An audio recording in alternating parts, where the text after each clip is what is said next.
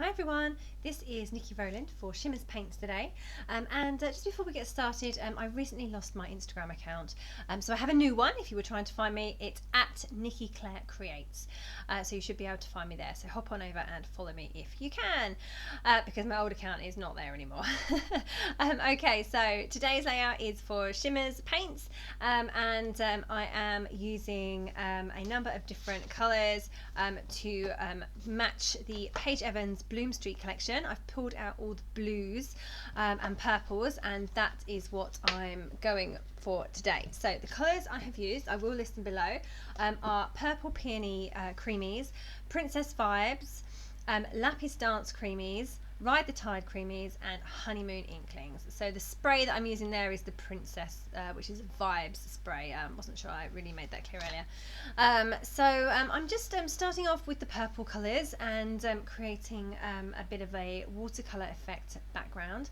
I'm adding colour using my paintbrush as well. So I started off with the packaging technique, but then when I had the very rich blue there that you can see, which is the Lapis Dance, it was very dark, and I just wanted to make sure that I didn't get it in the wrong place, or for it to spread too fast. So I put it on with my paintbrush, and then I added water, and then I applied the piece of packaging over the top to give it that watercolor effect that I love so much. I can say it that way. I just had a little bit more control about where that really dark colour was going to be. Now the colours will dry much lighter, but I was just very conscious about how dark the dark one is, and it can overtake the other lighter colours, which was, I was just trying to get the right balance. So even though I love to have the deep dark dramatic colours in there, I just wanted to make sure that I had a decent balance and that my lighter colours didn't get lost in the mix. Okay, so still continuing to add colour using the packaging technique, and I'm now pretty happy with the area of colour that I have there, and I'm just going to add some splatters in the same colours. So I'm just using my paintbrush and some water and picking out the same colours, and then just splattering those all over the background as well. So I'm pretty happy with how that's looking, just adding all the same colour splatters, and filling in the gaps that I've got, and also extending the design a lot as well. So I'm working with this Pinkfresh Studio large tag that says pieces of today, and I just really liked the look of it. I thought it would be a good base for a layout, so that's what I based my all of my mixed media is around. The size of that tag there, so that's going to sit in the middle, and my photo is going to sit on top. I'm not going to use it as a pocket, which is what it is. I'm just going to use it as a layout on my page. So that's my plan. That's where my tag's going to go, on my pocket, and I'm going to add my photo. I'm just mounting that on a journaling card, and getting that stuck in place. I'm just dressing the edges of the journaling card, of course, because that's what I do a lot these days, and then I can just get that stuck onto my layout. And then I figured that I might need some extra paper layers under my photo. I hadn't really got this far. I'd thought about the colours for my mixed media, and for which photo to use and that kind of thing, and the background paper, but I hadn't really thought about other layers on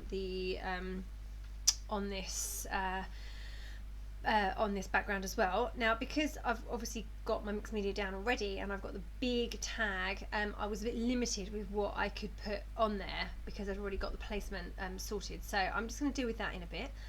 I'll leave that for now and worry about it later. So what I'm doing right now is I have trimmed down my white background quite a bit on one side, and I have just distressing the edges, and I've trimmed the top and the bottom as well, and I'm going to stick that onto that beautiful Bloom Street crosshatch blue background. It had raindrops on the other side, which is so pretty, but this blue just really spoke to me. I have two boys. I have a girl as well, but two boys, so I have lots and lots of boy photos, and blue tones obviously work really well. My boys are both normally dressed in blue. That's their choice, not mine. But it seems to be the predominant colour in this house at the moment, so the photo of this one, he's wearing his blue like kind of snowsuit or rain suit. So I thought the blue would work really well, even though the day was quite rainy, and the raindrops would have worked just as well. But the blue is so very, gives such a big impact, it's so bold. Okay, so just thinking about what other elements I can put on my page. So I've got these Perspectives by Bramble Fox. The words "good stuff" are in a deep navy, a lovely, lovely colour that go perfectly with the crosshatch Bloom Street background and the blues in the Shimmerz paints. So that is going to be my title, and I'm going to place that to the right of the photo. And then I also have these two little cameras Perspectives as well, also by Bramble Fox, in the purple colour. And they're kind of like a lighter purple, so not deep, they're lilac, and they go beautifully with the tones on this layout as well, so I thought I would put those into place. So they're going to go down the bottom, and I really wanted to use the umbrellas from the Paige Bloom Street ephemera because this was a rainy, cold day. We were out and at a farm, I think, yeah, farm, and we all got wet and muddy and stuff, but so yeah, even though the story isn't really about that, the weather, the umbrellas, you know, kind of signify what was going on that day, so I would definitely wanted to use those. So I'm just going through and picking out some bits and pieces to use. This is the point where I really need to get in some extra paper layers. So I found a journaling card that says keep life simple, and so I've cut that up and I've put that down the side of my photo, and then I've put the other piece on the other side kind of tucked in as well, just so that I have some extra layers of paper on this, because I just felt that it needed something extra, but I didn't really have much area in which to play with, so yeah, that's how I worked that. And I found a little purple tag as well, that's to the left of the photo. The umbrella is sitting on it, and I've got a few little word labels you can see down there on the right at the moment. They say "life is good" and "let's hang out," so they work well with my photo. And then I have this little arrow that says "love this." That's a wood arrow, and the orangey wood or browny wood colour does not work at all with my layout. So but I really love to paint my wood veneer the same colour with my Shimmerz paint, so the same colour that I've used on my layout. So that's what I'm planning to do with that "love this" arrow as well at some point. So when I get that stuck down, I will paint it as well.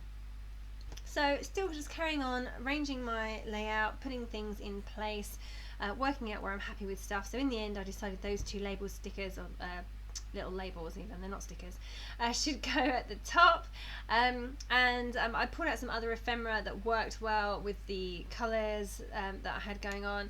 I've also got two wooden arrows, as well as the "love this" arrow. I also have two small arrows as well, so just arranging those onto the layout as well, one at the top and one under the "love this." Like I said, I do like to use some wood veneer on my layout because it's really customizable. It takes the paint so well that I can then paint it whatever colour I want, so that works really well for me. Okay, so just getting everything stuck down. I'm pretty happy with how everything's looking, so I just need to make some decisions and say yes and stick down. I've added in some silver thread as well. And I'm now just getting those acrylic Perspectives stuck in place. I use glossy accents for those. They're difficult to stick otherwise. I think I could use tape, but I think glossy accents holds them better. Just getting my wood veneer stuck down as well. Again, I use glossy accents for that where I can, and just getting those stuck in place. And now I am able to paint them. So I like to paint my wood veneer once it's stuck, and the reason for that is because otherwise, if I try and paint a piece of wood veneer, I have to hold on to one end, and then of course I can't paint that bit that I'm holding on to if it's moving around all over my desk. So I tend to stick it down first and then paint over the top. Now some people might be a bit scared of that because they might go over and get paint on the layout, but I don't seem to have that problem because wood veneer is thick. It's like a few millimeters or whatever thick, and it means that I can paint the surface really well without touching the paper underneath it. So for me that works brilliantly. I almost always stick my wood veneer down before I paint it. So yeah. So I used a few different colours. So I used the purpley one for the top arrow, and I love this. That was purple peony, I think. And then the underneath one, the little one at the bottom underneath, love this, is blue. So it's a lighter blue, so it's Ride the Tide. Okay, so I'm nearly done now. I've just handwritten in my journaling underneath the good stuff, and that's me done. So thank you so much for joining me today. I hope you have enjoyed this mixed media layout for Shimmerz paints, and don't forget that if you place an order via the Shimmerz website, put my name in the comments to receive a freebie. Okay, thanks for joining me. That was Niki Rowland for Shimmerz Paints.